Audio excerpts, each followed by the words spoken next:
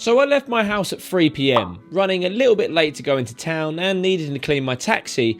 I decided to rank at Heathrow Airport. It's one of the good things about joining a giant taxi rank like Heathrow is that you get a lot of downtime. So you can clean the cab, you can grab something to eat, go for a walk, stretch your legs, all that kind of caper.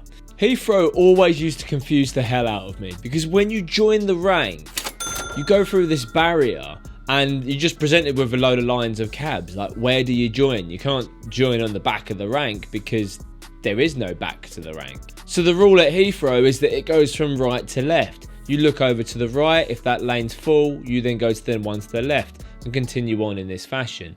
So from this point onwards, it's always the cabs on your right that will leave before you. So once the line next to you starts moving, you know you're going to be up next. So had a mooch, had a few chats, cleaned the cab, and 2 hours later, I was still pretty bored. Yeah, a lot of downtime out here. It's been running pretty quick actually lately, but whether this is because it's the start of the school holidays and school holidays does go a bit quieter. I've been out here for about 2 hours now and we're just about getting out of the park. I came here earlier this week actually. I had a couple of jobs too, Heathrow, where it's been quite manic in town with the... Recently we've had the really hot weather, so people haven't been trusting the trains and whatnot. And yeah, like late at night I had one from Parliament Square, about 10:30 at night. I'm like, Jesus, that's weird. And what was really weird about it, the hotel that's closest to here, the feeder park anyway, is called the Renaissance. And I get talking to these Americans, they're like, oh yeah, we're going to Paris in the morning. And I'm like, the Renaissance? They're like, yeah, Renaissance, Heathrow. I'm like, you sure you don't mean the St Pancras Renaissance? No, we're definitely at Heathrow. And I'm like, oh, okay. So yeah, I take them out here and they were staying here. This is like, yeah, this is our hotel, but I just found it really strange. What are the chances that the hotel opposite where you catch the Eurostar from, Paris, is called the Renaissance? And they didn't stay in that one, they stayed in the one at Heathrow. So yeah, hopefully they were real nice and chatty. They said, do you want to come pick us up at 5 in the morning? No, I don't. So I'm gonna go. See you in a bit. I eventually get to exit the feeder park and I'm sent to Terminal 3, one of the two closest terminals, and these are right in the very middle of the airport. What job will I get? It looks a little bit busy getting there, as we can see by the tunnel road leading through. I eventually managed to work round and join onto the Terminal 3 rank. Now, whilst there's not many cabs there, it of course depends on the demand of passengers coming through. So you could wait at the feeder park for quite some time.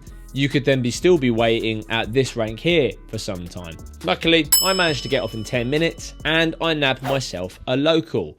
Now, what is a local? Because many people who come to Heathrow kind of use it as like a midway point, they might not actually be going into London. They might just be staying at a hotel nearby. Therefore, in the immediate radius around Heathrow Airport, there's lots of hotels and destinations that are referred to as local journeys. Now, what's defined as a local is exclusively what's on the list of locals. The general rule is that if you can drive to the local and come back within 60 minutes, then you get to rejoin the terminal. You don't have to go back through the giant feeder park that took me 2 hours to get through. Say, oh, I'm going to Ruislip. Ruislip is a local, therefore I take them to Ruislip, drop them off, come straight back to any terminal of my choice. It's all managed by the Heathrow tag system, and you can find that out in my previous video. So I dropped these people on the Bath Road. They let me know they've had a bit of a nightmare at the airports because of what's been going on. Now, while working Heathrow can be incredibly unpredictable, there is something a little bit more reliable, and that is nutrition from YFood. Now, I've been supported by and consuming YFood for over a year now. It's the go-to item I always carry in my taxi, just because of the nature of the job. I never know where I might end up and when I'll end up there. And if you're starving and you want something when you're out and about, then there's no better go-to than YFood. There's 500 calories inside of one of these bottles, perfect blend of carbohydrates and protein, and available in a huge range of flavours. This is just some of their offerings that they have. And best of all, YFood are offering you 10% off your entire order. Just use my code TAXI10 or the link in the description down below. One of the flavours I'm loving at the moment is the apple cinnamon. You get the wonderful sweetness of the apple, but the kick from the cinnamon, or try out their brand new peach flavour, just in time for the summer. Now let's go back to Heathrow and maybe I'll get more of a substantial job than I've just had. I then decide to go back to Terminal 2 as that's the quickest terminal I can get to. And you'll notice that, again, the tunnel road heading back in is quite busy. Working out of Heathrow Airport, there is a lot of luck involved. It then comes down to how long you've been waiting at the feeder park for, how long you've been waiting on a terminal, what sequence of jobs you get, because in theory, I could get local after local after local. You're still earning money for that, but not as quick as maybe doing a couple of locals, then heading back into town. So on Terminal 2, the rank marshal actually informs that these people want to get into a TXE specifically because of the larger vehicle. I think the driver in front was initially annoyed that the marshals loaded the people into my taxi rather than his taxi, but he got a local, I got a local, so there was nothing really gained by either of us.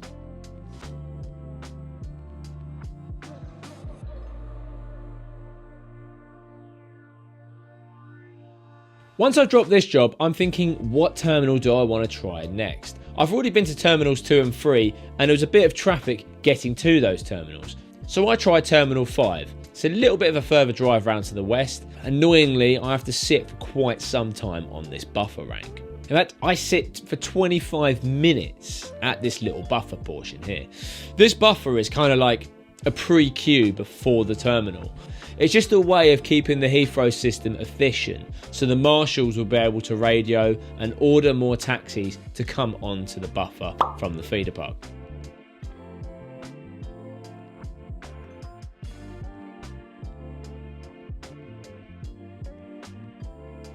I eventually get to Terminal 5, wait there for a little bit, and I get this job to Beaconsfield. And unfortunately, this is just the way the Heathrow system works. The ideal job, at least for me and how I like to work in the cab, maybe I'll do a few locals, but ideally I want to get a job into London, right into the centre. And then when you're there, especially if it's super central London, you can then start picking up fares instantly. However, Beaconsfield is in completely the opposite direction. It's a nice enough job, and if I was at the end of my shift, that'd be great. It's only a 21-minute job, and because there's a lot of motorway involved, the meter does rack up quite nicely. The sad part is, though, is that I'm in completely the wrong direction. I can't then pick up a job without either going back to Heathrow Airport or going back to central London, as I'm no longer in London. Oh man, oh Beaconsfield. Oh, that's the game we play at Heathrow, unfortunately. The trouble is, it's mid-shift. This is the biggest problem. It's 8 o'clock. So, and I live out west. It's going to take me 40 minutes to get back in. So realistically, it's going to be 9 o'clock before I've done my next job. And then I generally go home, like 11 o'clock I start looking at going home. So what do I do? You know, I've only got 2 hours potentially of working in town. So, and I've definitely not done a day's money. What I've done 3 jobs, 2 of them being locals. The better way of looking at it is like a week on average. So, you know, I've already had a fairly good week. The whole week looks fine. And, you know, you look back on it, the week averages out okay. You're just going to have a good day where it rolls for you. Other days, not so much. So I can either wallow in my own self-pity and go home, end of the week, so it's a very viable option, or I think I'm going to jump into town because I'm right on the A40, I'll be in Paddington in about 40 minutes, let's give it a go. So I reluctantly head my way back into town, and annoyingly it's in that slack period between 8 o'clock and 9 o'clock, when a lot of people will be set in the theatres, maybe in restaurants, so there's less activity on the street, I find. There's this weird kind of anxiety that I get whenever I start a shift, or if I'm coming into town, I've only got like a limited window to work. It's like this feeling of, will I actually pick up a job? And you know, you're driving in and you're thinking, right, I could normally pick up a job now on Bayswater Road, or I could normally get a job now on Oxford Street. And you're driving and you're getting nothing. So eventually I do manage to pick up on Regent Street and take these people over to the Notting Hill area. Unfortunately, time is against me because it's 9 o'clock and I generally like to go home for around midnight.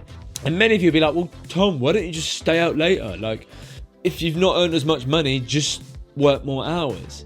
The trouble is that you can very easily fall into the trap of burning the candle from both ends. If I stay out late today, then the next day, or, you know, the Saturday that I want to go to work, I then can't start at an effective time. I then wake up later, my day starts a bit later, I'm a bit groggy, a bit tireder, and I go to work a bit later.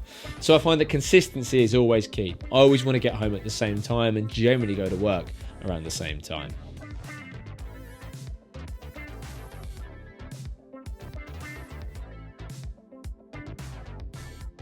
After dropping at Notting Hill, I opt for the Kensington High Street, Royal Albert Hall area. It might be at that time of night. Sometimes the Royal Albert Hall does finish early if there's something on there. I go past, nothing.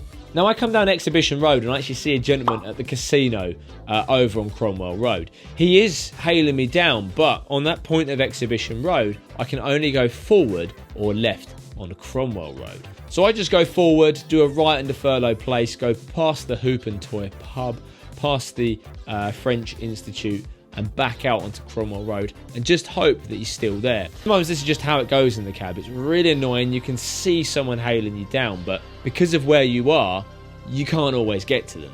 Luckily, this works out okay for me. He actually wants to go to the Chelsea Harbour Hotel. Real nice guy, and we have a chat about the cost of living in London with comparison to the rest of the UK. And en route, he lets me know that he wants to stop at a newsagent or somewhere just so we can buy some cigarettes. I'm thinking best place, and obviously somewhere that I can stop relatively easy, is the Tesco's petrol station on Fulham Road. Leaving from Fulham Road, we just go down Hortensia Road, pulls us out onto the King's Road, go down Lots Road, and that sets us up very neatly for the front of the Chelsea Harbour Hotel. And oddly enough, it's called the Chelsea Harbour, but Chelsea Harbour isn't actually in Chelsea, but there we go, this is marketing for us again. I drive back along and I pick up this job on the King's Road. I actually want to go up to Paddington Station. If I'm completely honest, I am pretty crap around the Chelsea area. I mean, I do okay on this run. If I was to do like a little nuanced cut through kind of run in the Chelsea area versus the West End or the City of London, I'd be crap in Chelsea. And the reason being for it is that there is a lot of options on how you can cut through and different roads you can take in the Chelsea and Fulham kind of area. Whereas City of London, West End, it's a lot more restricted, so I generally know my options a lot better. I know at this time of night the park is going to be clear, and when you look at where Paddington sits on a map, the main obstacle you have from where I am is Hyde Park. So you just have three choices. You either go west to the park, which is Kensington Church Street, you go east to the park, which is Park Lane, or in this case, very neatly up through the middle, West Carriage Drive. So to set you up for the middle, you need to get yourself Queensgate, go across Prince Consort Road, Exhibition Road, sets you up neatly for that forward into the park. And then from where I am, it's quite difficult to try and set via Parade Street, and of course, much further to actually set at the actual rank drop-off. So I opt to set on Eastbourne Terrace because I can neatly use Spring Street, go forward into Eastbourne Terrace, set them down here, and that very neatly gets them into the station. It's one of the new entrances they've put in as part of the Crossrail project. I head down the Edgware Road and I get this couple who want to go to the Amber Hotel at Marble Arch. I think the hotel has since been renamed, but Amber was quite like a distinct name for the hotel, so most people will still refer to it as the Amber at Marble Arch.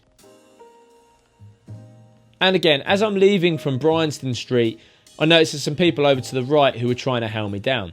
Now I can't actually turn right out of this part of Bryanston Street, so I just have to turn left and either hope I get another job, or maybe as I come back I'll be able to find them. I come back, they're no longer here. But I don't have to go far. I do the right out onto Oxford Street, just outside of Primark. I get this job here. Now this is super annoying because there's actually a lorry that's delivering to Primark nearby, which takes up some of the bus lane. The people who want to get in need a curb because they've got a buggy to get in. There's another cab that's coming to pick up in the area as well, so I'm being mindful of that. And the whole time I'm actually blocking a bus behind me. It's just one of those things that's super annoying about picking up on Oxford Street and why I generally don't like working on Oxford Street.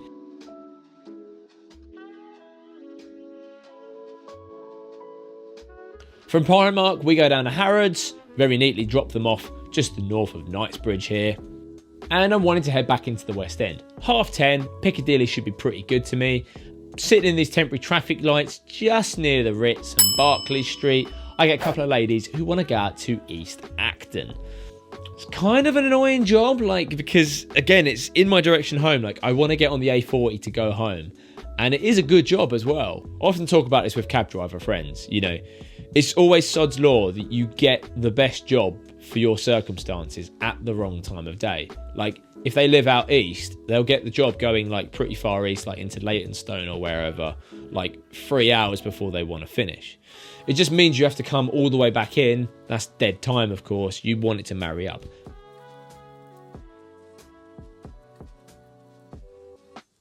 I drop them out to East Acton, and surprisingly, it is super quick to come back in.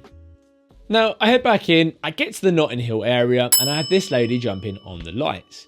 She lets me know that she wants to go to Paddington Road. On its own, I wouldn't have been able to pull it, but she adds, oh, it's by First Avenue, just off of the Harrow Road. It's always at a set of traffic lights you can get a compromised decision. You have to really think on your feet. There's no time, obviously, to pull up Google Maps or get your map out to work out which way to go. So I'm thinking First Avenue. That's like near 2nd Avenue, 3rd Avenue, 4th Avenue on that stretch of Harrow Road. So instantly I'm just seeing, well, just go all the way straight up Ladbroke Grove. So I'll do a left, go up Kensington Park Road. But on the way, I'm thinking, well, hold on a minute. It could be further east down the Harrow Road. And then once my brain clicks into gear, I need to go onto the Great Western Road because that is the most direct route. That's going to pull you straight out. And Ladbroke Grove, I'm sure, would have added so much more time to the journey. So drop off from Paddington Road. She's pretty pleased. We managed to knock this out pretty quickly. It's 11:15 at this point, and I don't really want to go all the way back into the West End or Piccadilly. I just wanted to stay on this west part of London. So I head to Paddington Station, and I sit there for about 7 minutes. And nothing's happening. It's not really moving. I could sit here for a little bit longer, but I'm thinking, no, I just want to get one more and be done. And annoyingly, I drive for another 7 minutes or so into the Edgware Road, Marble Archie kind of area. And then pops up on one of my apps, a job going out to Park Royal. Buzz it straight back up onto the A40. Along we go. We drop them at this business park at this kind of cool nightclub that I've never knew existed here. And away they go. 12 o'clock, it's kind of about right for me to head home now. So I do, jump back on the A40, that is another shift done. If you've enjoyed this, then I highly recommend checking out my Heathrow Airport video. In that, it's probably one of the longest times I've ever ranked on a taxi rank. Or maybe check out some of my other general shift videos here. See you again soon, bye bye.